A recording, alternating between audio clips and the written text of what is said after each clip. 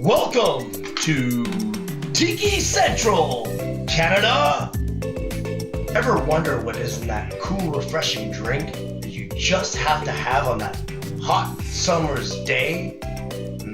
Yeah, me too. Picture a man going on a journey beyond sight and sound. Wow, he has left society. He has entered Tiki Central with palm trees, beach sand, blue skies, and God, get me a drink now. Here are your hosts, Craig and Cam, and their wacky views and drinks, life, and maybe information?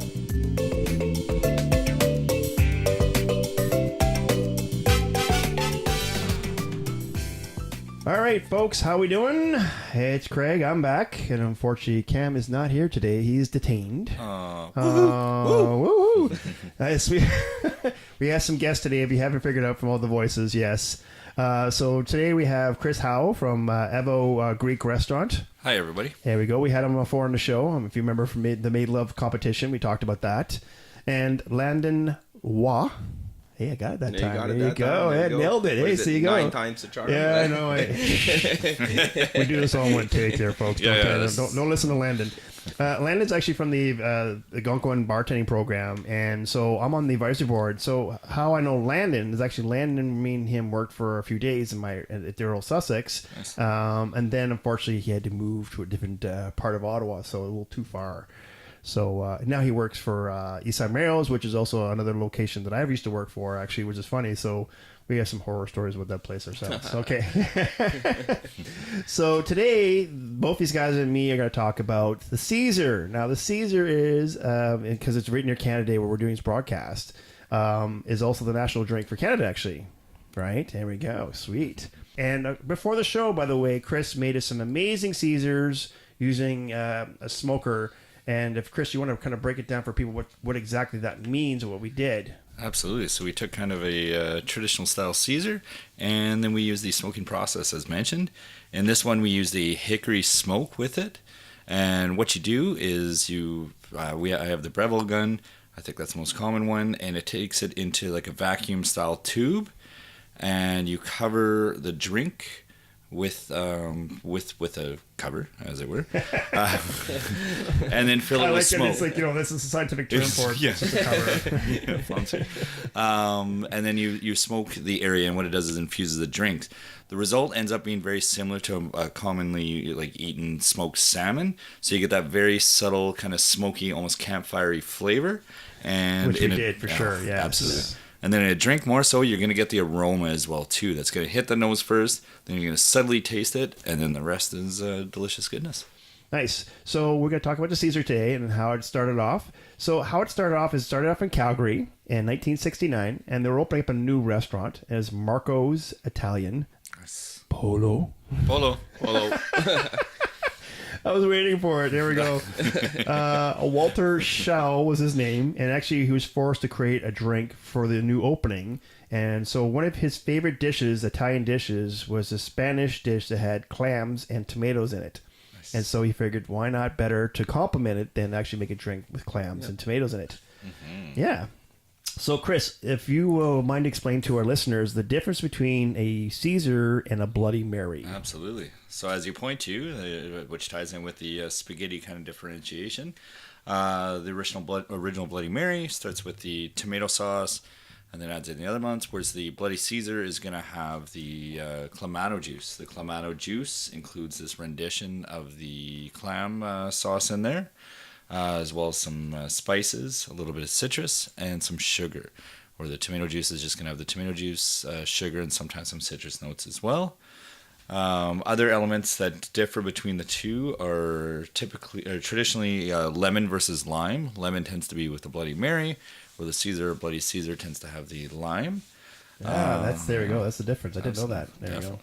Another difference tends to be the celery salt versus salt in the original. Ah, Yeah, there you go, some yes. kosher salt versus some ground celery seeds with some salt, and then some will put in some spicy notes in there too. My favorite is the ancho chilies. But, There you go, a little spicy. Uh-huh. And what this ends up doing is giving different flavoring connections. So I recently got a trip to San Francisco the other week, rather, and there I got to do this mezcal and salt tasting. Nice. So what we did is we had 3 different style salts, 3 different style mezcals, and then you pair them together. So one had like cocoa nibs, one had the ancho chilies in it, and one had ground ant as well mixed in there with it. Nice. Point being, out of this, they will give a significant like palate flavoring. So one, you're supposed to taste it. So as you would do in the Caesar, for instance, you're going to taste the Caesar whether through the straw or in a clear part of the glass by itself. Then try it, for instance, with the celery salt to see what that flavoring does with it, and then try it with the kosher salt on the other side, and then see what that does for it as well too. And if you start getting more advanced, you can also start creating your own rimmer as well too. And your own spin-off on the thing.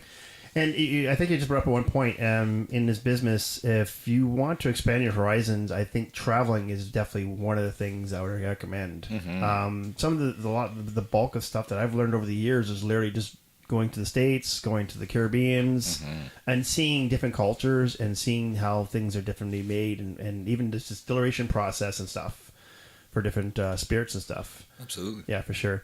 So we talked about this drink. This is a different kind of drink than, say, like a Long Island iced tea, where like there's only 2 or 3 recipes, and really everywhere you go, it's pretty well staple the way it's made. This is one of those drinks where everywhere you go, it's a signature drink that actually is created differently everywhere you go.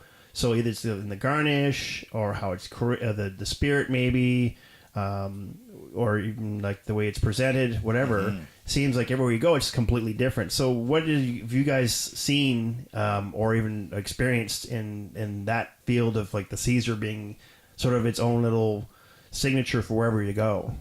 Landon? Yeah, so 100%, like you were saying, it's a versatile drink, and everybody wants to put their own little spin-off or their own little tweak to it. You know, if it's the garnish, the rim, extra ingredients, barbecue sauce, pineapple juice, pickle juice, jalapeno juice, like different garnishes, different way it's presented, different cups they're putting it in. Like, everybody, presents it differently, and it's a popular drink, and 9 times out of 10 you can try almost anything with it. It'll taste pretty good. Mm-hmm.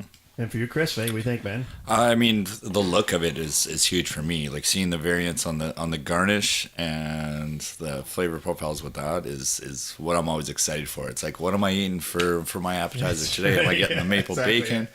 Am I getting some shrimp on it? What are we gonna get here? And it's funny because this is one of those drinks where, like, really, and I'm not saying it is a hangover drink, but it's one of those drinks for sure on a Sunday morning. You're going, God, just give me a Caesar, right? Yeah. So it's almost okay. Give me whatever you got. I'll work my way through it, whatever. But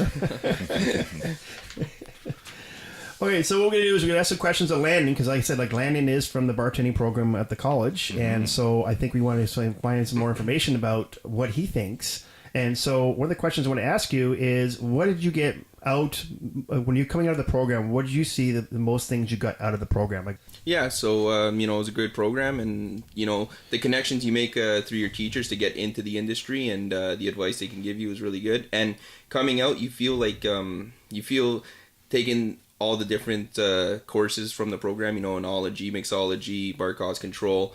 You feel like you have you're intelligent in a little bit of every area of the industry, and it also shows like which particular direction you want to go in this industry. So it was a very good overall course, and you come out feeling confident that you can walk in anywhere and you have something to say about any particular area in the industry. So what was the most thing that you got out of the whole program? Like, what did you like the most about the program? Everything. I would say the connections with the teachers coming out of it. They really want to help you succeed, and they care about which area you want to go into, and if that's the area you choose, then they will they'll help guide you into that way, and do what they can. So I would say making the connections with the teachers and really being encouraged in which area you like the most, they really push for that. Yeah, I think the most of the professors there, especially Antonio's, he's got a lot of connections. A lot of connections, and so it helps out when you're talking to him and saying this is where I want to go, and he actually will get you in that direction. And they care too. They want you to succeed. So yeah, exactly, because then it shows that the programs are succeeding, right? Exactly. Yeah, for sure. So coming out of the program, what are the things that you say helped you bartend? Like the teachers going off script from what the college says and showing you or explaining to you real life stories about the industry, like what to expect, what to look for, what to do, what not to do. They really sort of give you an eye opener before you leave, and they say there's a lot of good things you can take from the script, but they go off script a lot, and they really give you an eye opener before you get into it. Yeah, one of the things eye openers is one of the ones I was involved in was sort of this like.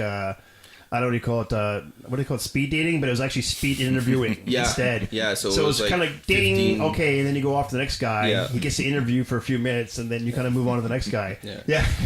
It's like Grindr for bartending. Exactly. Go, yeah. Here's my number. Call me later. Yeah. We'll hook up. Yeah, absolutely. So, Chris, I think you said yourself you had some questions for Landon as well coming out of the program. Absolutely. Yeah, I'm curious. For coming from the Algonquin thing, which I've heard great things about, what are kind of some of your favorite courses or elements that you learned in it? And, of course, we're going to ask, what are some of your least favorite elements? Antonios, if you're listening, yes, this will happen, okay? Yeah. Yeah, so let's start out with the worst. All right. Get down gritty here. Here we go, yeah. Least favorite was definitely communications, not because of the way it was set up it wasn't relevant to the course, but it definitely could have been a lot more relevant to bartending. So that's the only knock I really have on the course. Was it like a broader communication style course? Like this was... It was more about like IPA formatting and referencing and more towards so the drier side of things. The drier side still of things. Necessary, stuff but... Like, even me and Chris are like, whatever. Exactly. I think everybody thinks snooze. So what was your favorite course? My favorite course was definitely mixology and bar cost and control. I enjoy the management and business side of it, and obviously making the drinks is why I got into it. So I love that part. But the course is so versatile. You had enology in there. You had customer relations. You had experimental class, we called it, and it sort of shows you the different areas you can go in the industry and. Because it is a wide range, right? Yeah, and we exactly. talked about this before. So there's like the wine connoisseurs all the way through to the bartenders, to the catering, to hotel management, to bar management, to, it's just a very wide spectrum. Yeah, 100%. Actually in this industry. People don't realize it is. There's so many different ways you can go. I'm going to volunteer myself if you need anyone to taste test any of the experimental stuff. Chris is signed up there for that. I'm in. Or I can help with it as well. No, Chris, remember, these are experimental, so some of them might not be that great. Shoot, I will be the second person to taste test all these. That's right. If they drop over dead, then don't try it. Exactly. So one of the things also you just mentioned too, and it came out of the course, was budgeting and cost control. And I'm sure Chris can vouch for this. When you create a cocktail program for a place, and you're looking at making these amazing drinks and creativity and different tastes, you also have to think like, okay, this could cost a fortune. Well, of course, and you you're have to only look... charging $7.95, so it's not efficient. So that's something that was an eye-opener for me when I started making my own cocktail programs, is that I have to make sure that it's still affordable and we're actually making money on it. Oh, exactly. I think, Chris, you talked about one there usually was Scotch. Yeah. Oh, exactly. I was recently experimenting the other week with bringing in a Scotch cocktail for our upcoming our cocktail menu. And the first one I tried, I didn't look up the price of this peaty, found out very expensive Scotch until after trying several. Man, and it was very tasty. Great. Oh, it was probably the best cocktail I've ever made. But cost-wise, it would have been very expensive and inaccessible. Yeah. So I've definitely changed it to a less expensive peaty Scotch since then. The other thing is like practicality when creating these cocktails as well too. So for instance, with the Made with Love event, like that cocktail I had a lot of attachment to and loved, but it would not be practical for a busy Friday night. It was a very intense and very sophisticated drink that takes a lot of parts and was a fizz, so adds in extra minutes as well, extra time as well. Yeah, exactly. And to throw in actually into that, which is funny because the last cocktail program was for a hotel. And so I was able to get pretty elaborate with how many ingredients I can do, how many spirits I can do. But now that I'm working in a pub, the whole thing is like, no, Craig, you got 2 spirits and it has to be a couple mixes and it needs to be made within 20 to 30 seconds. So a lot of the menu that I wanted to put in there kind of got thrown out the window because, okay, it has more than 2 spirits and it has more than a couple mixes and it's just too elaborate. So you do have to kind of know your limitations when you're doing this stuff, for sure. Yeah. So question. Know your audience. Know your audience. Know your audience. Yeah, exactly. Yeah. As much as we really want you to try this cocktail, we can't get it on the menu. Yes, I know. So, talking about mixology, and you said that's one of the classes that you enjoyed, Landon. Yeah. What is your definition of a mixologist? Like, what is your interpretation of that position? So for me, the way I look at it as a mixologist, he's more on the technical side, actually making and preparing the cocktails, putting doing that. Other than a bartender who still pours beer, makes drinks, everything, but also has the face-to-face relationship with the customers, and is sort of the face of the bar, and keeping everybody excited and having fun and a good time. As for the mixologist, they're sort of in the shadow, making drinks on the more technical side, and creating flavor profiles and such. Exactly. And I think one of the things that I'm sure you've learned along the way, and Chris can definitely vouch for this, is that really it's not 50%, but it's pretty high. That guest relations is also part of our job. Yeah. I mean, you can make an amazing cocktail. Me and you, Landon, know a guy that he's probably going to be a great mixologist, but he will not be a great bartender in some perspective because he hasn't got that personality that just comes out and invites you in. Yeah, 100%. And I'm pretty, like when I went to Chris's restaurant, the great thing was that right off the bat, Chris came over to talk to us and asked us how our day was and how we're doing and stuff like this. And that's what we want when you go to a place like this. Is you're escaping from your day-to-day grinding job and your life, and you want to be entertained and you want to be relaxing and enjoying yourself. And if you got a bartender that's not speaking a word and looks like he doesn't want to really be there, it definitely ruins the whole moment. I'm sure, Chris, you can vouch for that. Oh, absolutely. I mean, it ties in with the whole 5 senses in a drink. So you're going to get the sight of the drink, the taste of the drink, which might be great from said mixologist or many others as well too. And then there's also going to be things like sound as well too, what the server or bartender is saying to you, as well as what the kind of atmosphere surrounding with it as well, and then smell from the garnish, etc. Like it's a very kind of visceral, all-encompassing feeling that's just more than merely palate taste. Like your experience is going to be affected by your surroundings and your other senses. Exactly, yeah, for sure. So, what advice, Chris, did you have for Landon, who's coming out of the bartending program, getting into the field as a bartender, already in the field for him for the future, let's say? Well, as your anecdote just says about kind of the bartender versus the pure mixologist type thing, both are important, in my opinion. However, the most important and prominent needs to be a bartender first. You gotta be that person that's providing a great guest experience. You're providing a service for other people, so you gotta find the speed.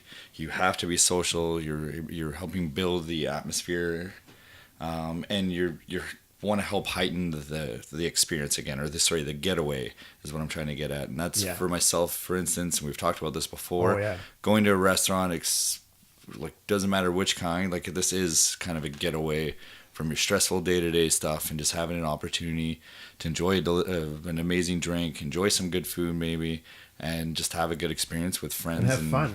Exactly. And that's what the whole Tiki experience is. I mean, that's what we talk 100%. about all the time. The Tiki experience is your getaway from real life. Exactly. You know what I mean? The other couple things I would definitely add in there for the mixology side of things: stay read and informed. Like keep up to date with books, especially starting with like classics or things like that, and just inform yourself. Knowledge is going to help with all the things. Stay viewing, like whether it's Instagram sites, whether it's blogs online, whether it's podcasts like TikiCentralCanada.ca. Way to plug it. I think Cam's lost his job in the process here.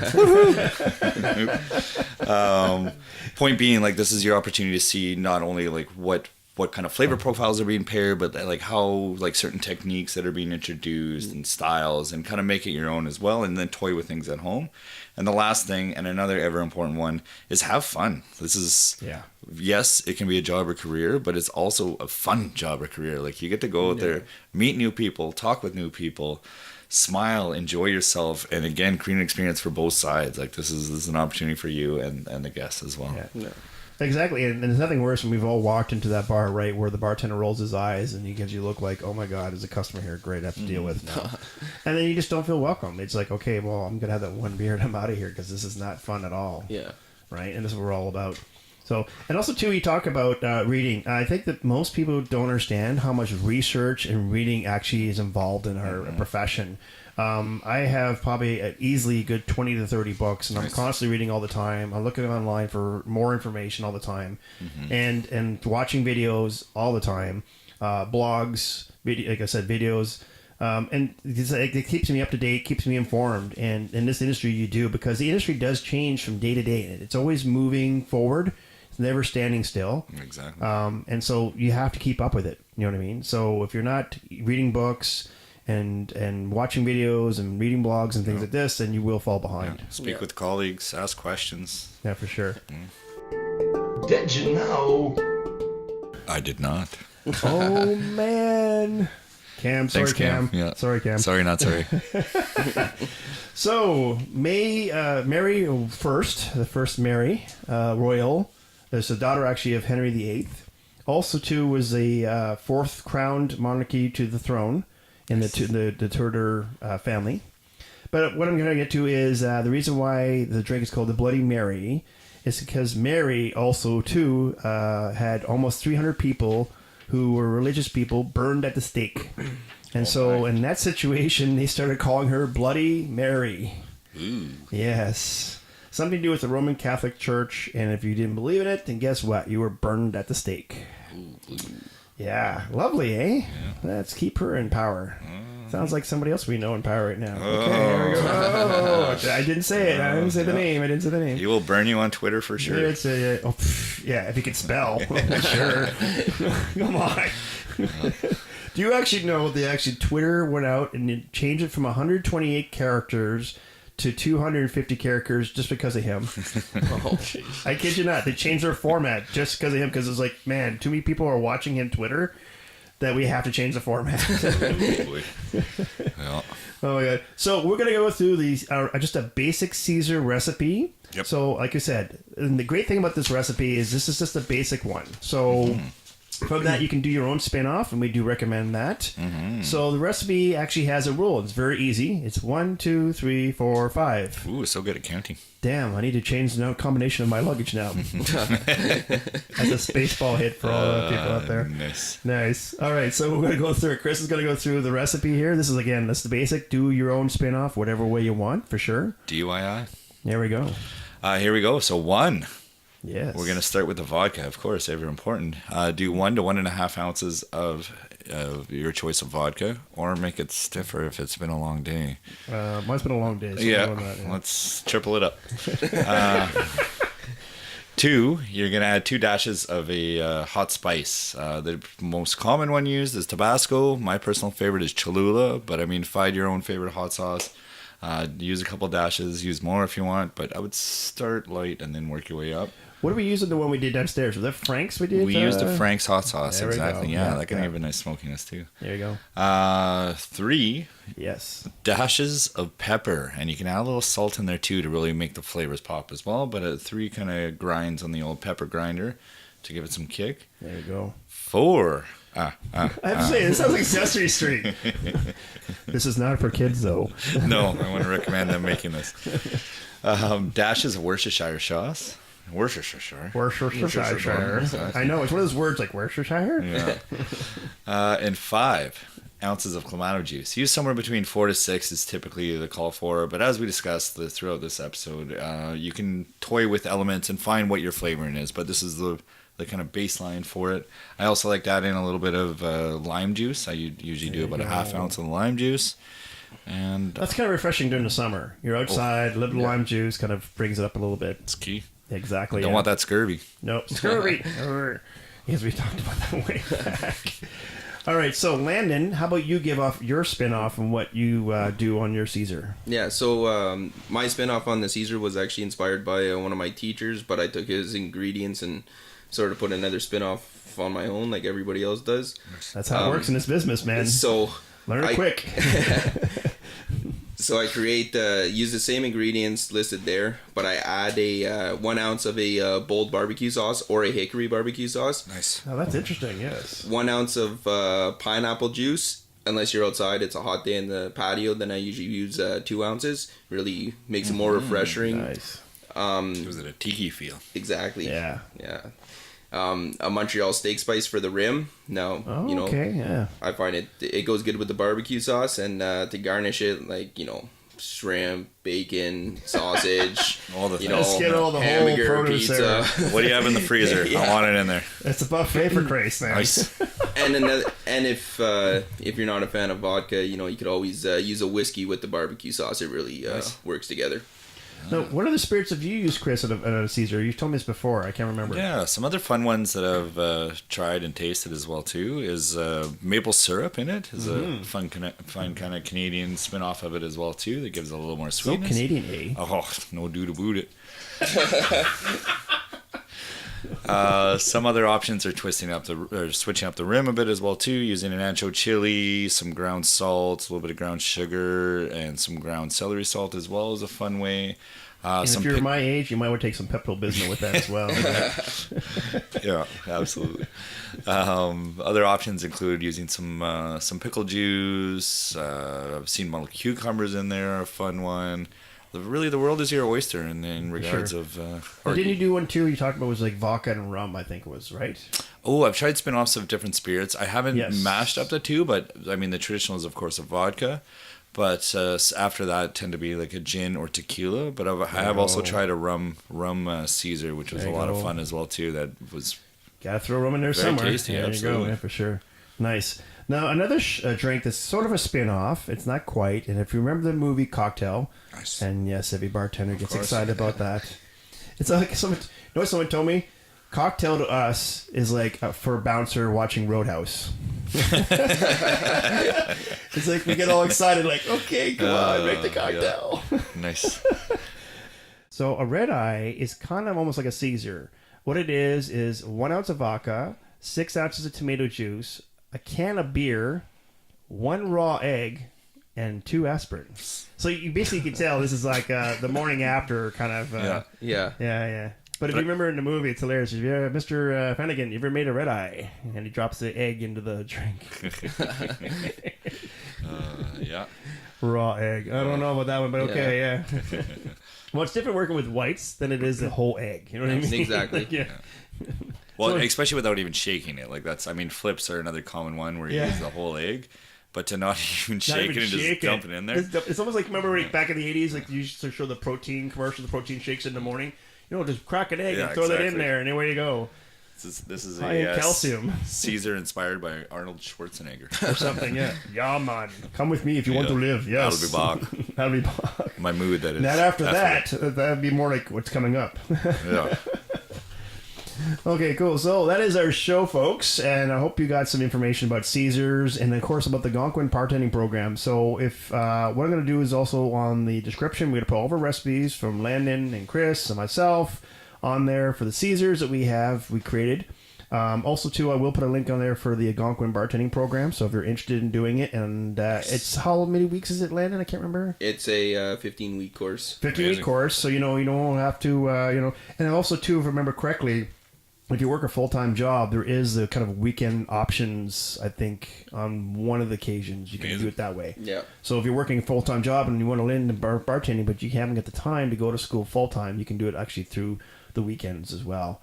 So it's a really cool program. Definitely give it a shot and try. So a little bit about what the show is about. We are TikiCentralCanada.ca. And that is all one word. Cam would be here to say that. Unfortunately, he's not. And we miss you, Cam. Hey, here you go. Well, actually, no, Chris is more like, hey, I've got your seat now, buddy. I still miss it. He's just he's sucking up from both sides. That's it. Yeah. So on there, you'll see pictures of me and Cam in our bio. And also, too, you'll see links to iTunes and Google Play. So all you have to do is click on that. What that does is subscribe you to our show. So anytime we have a new episode, it will show up on your emails or on your phone saying we've got a new episode. Check us out. On there is also a spot for comments and questions. So if you have a question, if I don't have the answer, you know me, I will research it out. And also quick links to stream any of our podcasts that we already have. And just don't be afraid to ask a question or make any comments. Anything our way is great. So I think we're going to go downstairs and have ourselves some more Caesars. Chris has got the smoker going, so I think we're up for that. There'll be a stick figure picture of me online very soon, I heard as well. Oh, wait. So, yeah, I think what we'll do is we'll take Chris's picture and then stick it over Cam. So there we go, yeah. Perfect. Or it'll be a mashup. Yeah. Two. That's right. Yeah. His head, your head and his body. Here we go. Yeah. I don't know how well that's going to look. Oh, sure. I've created a monster now. Yep. Holy cow. Frank and Cam and Chris. Frank and Cam and Chris. There we go. All right, so we're going to go off, folks, and get some drinks. We'll talk to you later. Enjoy yourselves. Bye-bye. Until next time. Bye. Well, I don't know about you, but I got it for him. Hey guys, right? Hey, where's my drink? Hey, where's my drink?